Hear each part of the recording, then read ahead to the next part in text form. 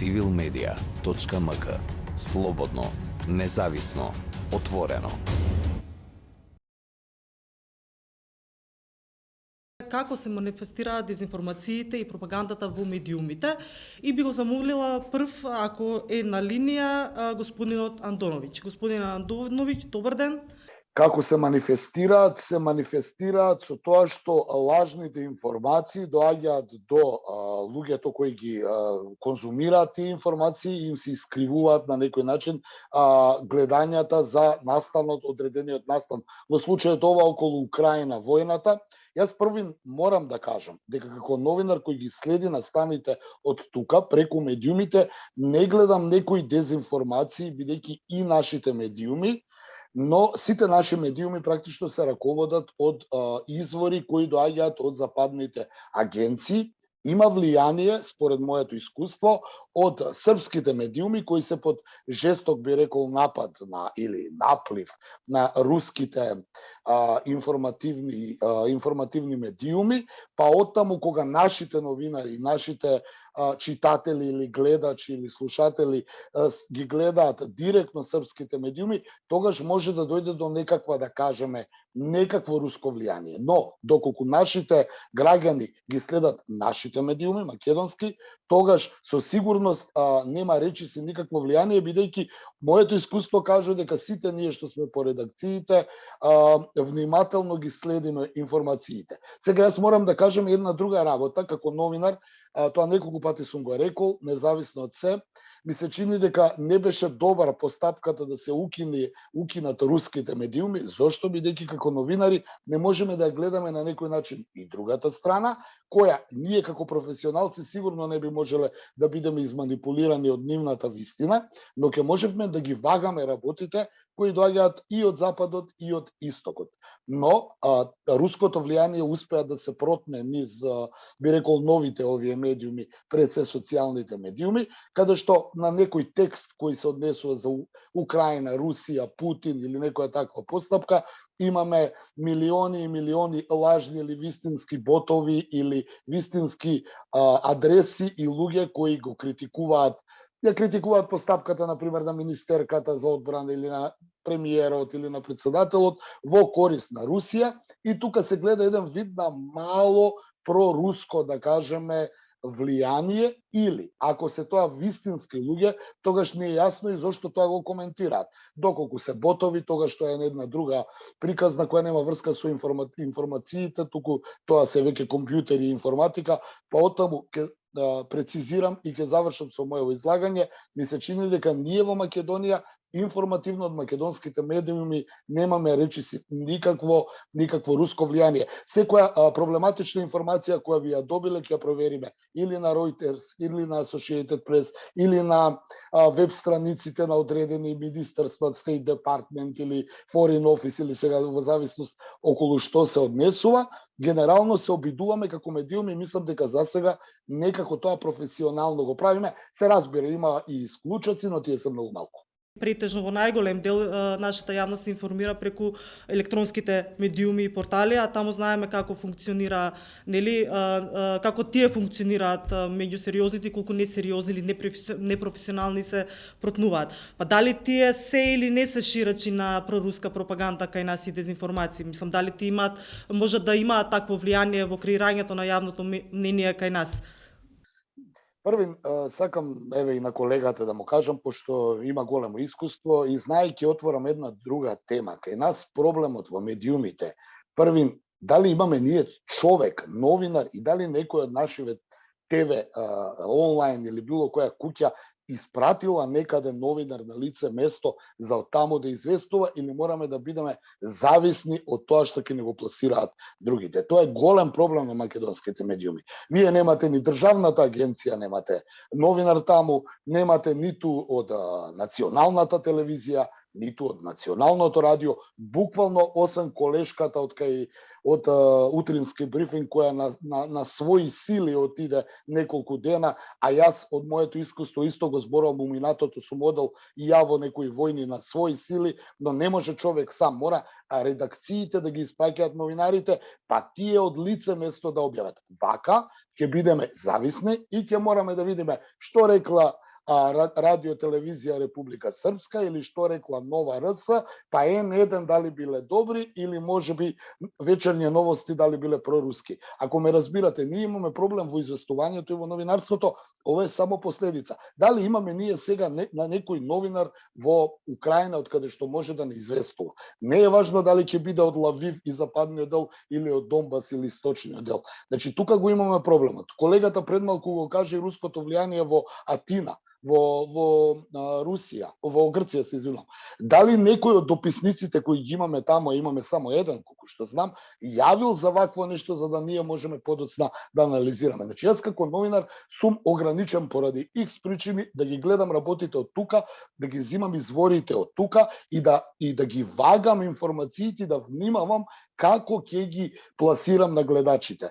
И затоа велам секогаш јас сум само коментатор, но не можам сигурно да знам што точно се случило. Се согласувам со колегата дека горе и го реков тоа во моето прво излагање, дека има големо влијание, руско влијание преку српските медиуми, кои па имаат големо влијание врз нас тука, но повторно ги кажам, ограничени сме. Ако од Србија има тројца или четворица новинари и сите се токму од Донбас, нормално е дека ќе го послушаме и ние да видиме што ќе каже. Но зошто ние немаме новинар во Киев, во Лавив или во Мариупол или било каде во Украина? Затоа велам, тука е проблемот и ова се само последици, влијанието и војната со информациите ќе трае, ќе биде злоупотребена. Секоја мала пукнатина што ќе имаме ние во информативниот свет ќе биде протната било чија, да кажеме, било чија влијание во конкретниот случај руското. Генерално сметам дека сума сумарум медиумите во Македонија известуваат релативно коректно, и наспроти она што ги немаме како ресурси, повторно ќе кажам, ние немаме наши новинари кои се дописници, немаме дописна мрежа ниту на приватните медиуми, ниту пак на овие државни медиуми.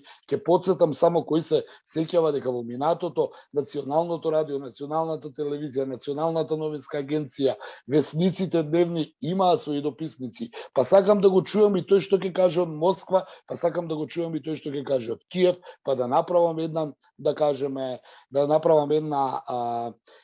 паралела што и како и да донесам некаква анализа или заклучок. Ние денеска сме сведоци на информативна војна помеѓу Телеграм и Инстаграм и помеѓу Вибер и Месенџер, и тоа што ќе го закачат како видео, па пишува руските војници мачат украинци или украинските војници мачат руси, воопшто не може да биде релевантна информација. Зато велам, ние сме доста обесправени. Јас како новинар прв секој ден сум во утренски брифинг и ги анализирам состојбите, повеќе или помалку се трудам да бидам избалансиран, бидејќи тие информации кои ги имам се тие, не можам да кажам ништо подетално, но сакам да чујам дописник кој ќе се јави. Ние тоа го немаме.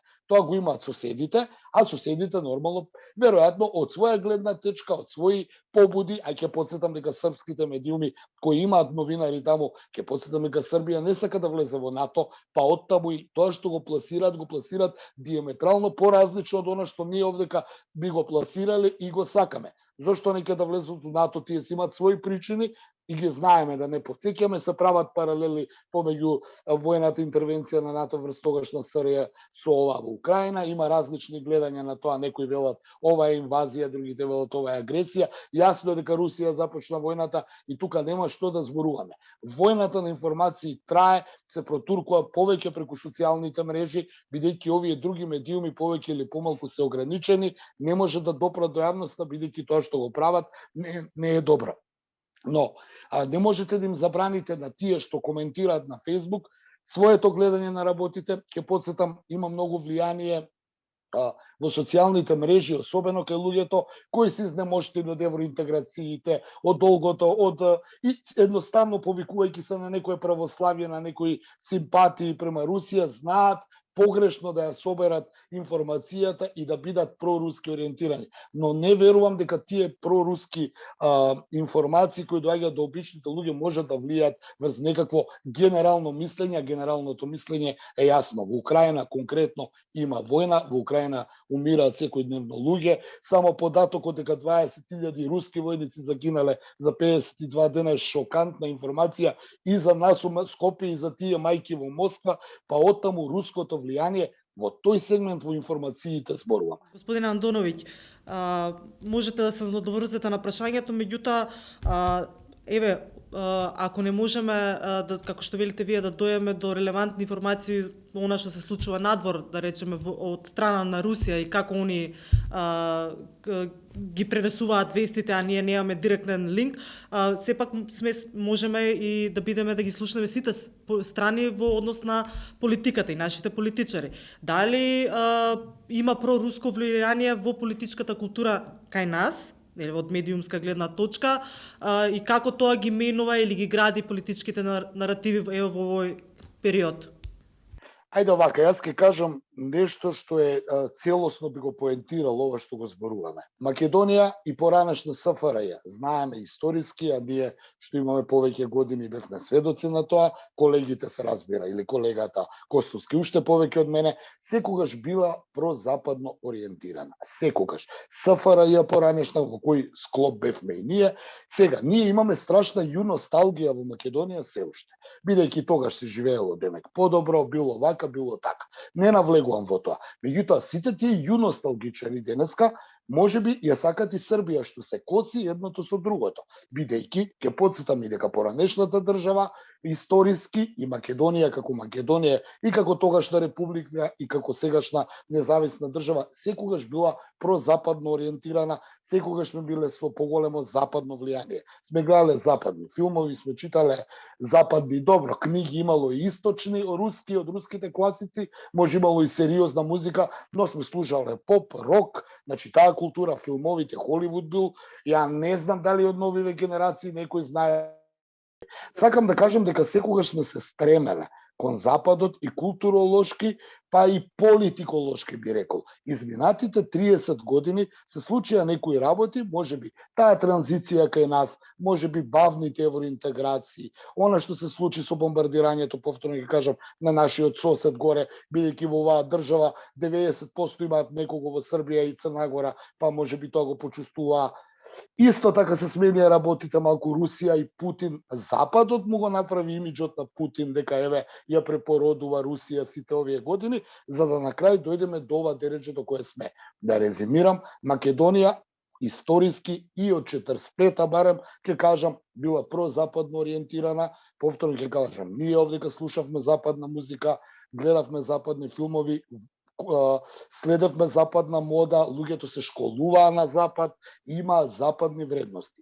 Ова што се случува сега се измешаа малку работите на емоција, на незадоволство. Повторно ќе кажам, тоа е малку православие, но генерално ми се чини дека руското влијание во меѓу луѓето е речиси никакво. Како тоа може да влијае на глобалната политичка сцена, како што се случува околу Косово и замрзнатиот конфликт, како што се случува нивниот Пулен Додик во Република Српска да ги комеша политичките случувања таму. Тоа е нешто друго. Што се однеса кај нас, јас не гледам некој сериозен проруски политичар во македонската политичка сцена кој може нешто да направи да измрда. Ако ја земеме во предвид и опозиционата, неголемата опозицијска партија, и таа е за НАТО и Европската унија, па оттаму не видов некоја изјава дека тие сега, доколку би дошле на власт, како радикалите во Србија би се приклучиле безрезервно кон Москва. Значи, велам дека има влијание, има обиди, но тие се ирелевантни и никакви. Она што го гледам како влијание е можеби тоа од надвор во високата политика, каде што не може да имаме допир, и можеби овие, повторно ќе кажам, социјални мрежи, каде што секој се може да каже и секој секаква финта може да протне, па некој да се закачи после извесно време. Тој што се закачил обичниот човек нема никакво влијание да може да смени евентуално нешто во оваа држава. Постои надеж за нашите медиуми да влијаат на градењето на вистински вредности? Во Македонија има еден проблем, а тоа се вика недостиг на стручна јавност. Ние немаме стручна јавност за ништо. Немаме стручна јавност дали треба девојчињата од 14 години да примаат ХПВ вакцини или не од медицина, дали од политикологија, дали од право. Имаме едните исти луѓе, тие кои ќе се одважат, ние новинарите што ќе ги повикаме да дојдат во емисија да дебатираат. Еден дел од нив се и партиски ориентирани, па оттаму има и проблем кога излегуваат колку тие реално ги согледуваат работите или можеби од своите партиски позиции ги кажуваат своите коментари и критики. Тоа е околу ова што го рече колегата Костовски, може би нема да се согласи со мене, но реално е така, бидејќи немаме стручна јавност, а и тие што се стручни или не се тука, мислам кои се бројните стручни лица, или па не сакаат медиумски да се експонираат, освен ако не се партиски ориентирани. Многу малку има независни експерти кои излегуваат на медиуми, бидејќи велат што ќе излезам и што ако кажам кога немам никаква добивка од тоа. За жал тоа е вистината, независно дали некој ќе се согласи со мене или не. Вашето прашање, колешке, околу тоа дали како е прашањето прецизно, како ме прашавте? Прашањето беше дали постои надеж за нашите медиуми да бидат креатори на вистинските вредности наспроти дезинформацијскиот хаос, независно дали се работи за проруската пропаганда или воопшто за сите дезинформации и лажни вести што може да се сретнат кај нас по медиумите. Се измеша работите, медиумите денеска кај нас се многу политички зависни, ги водат собственици кои се со тесни политички врски на некој начин, не сите, но еден дел. Критериумот за примање на новинари во медиумите треба да се зголеми, значи не може секој да биде новинар. Треба да има некаков, јас сум и натаму застапник, секој сум бил застапник на тезата дека треба да има некоја лиценца за работа, за да можеме ние како новинари да излеземе во јавност и да го кажеме свое. Со појавата на социјалните мрежи, медиумите малку ја загубија улогата у смисол на тоа дека постарите генерации кои читаа весници полека се заменуваат, нели, со староста. Телевизијата веќе е нагризена од интернетот, а интернетот го следат млади луѓе кои не знам колку се многу заинтересирани за сите политички случувања кои се случуваат. Зборувам за нашата држава, бидејќи поради многу причини, многу од младите луѓе не ни гледаат телевизија, весници да читаат воопшто, а ова што го има на интернет гледаат повеќе побрзо на фаст фуд информација, доколку ги заинтересира некакво нешто да им привлече внимание. Генерално за крај на ова гостување, за што сум ви благодарен, сакам да кажам дека има влијание, дека имам преку медиумите влијание, но мислам дека е незначително, па и ова што го кажа професорот политички, да има некакви пратеници на една политичка партија која е во собрание, но мислам дека е незначително бидејќи нашата држава секогаш одела кон западот, а и тие што нешто пропагираат дека се проруски ориентирани, сигурно гледаат западни филмови, слушаат западна музика и своите деца ќе ги пратат на школување на запад, а не во Москва.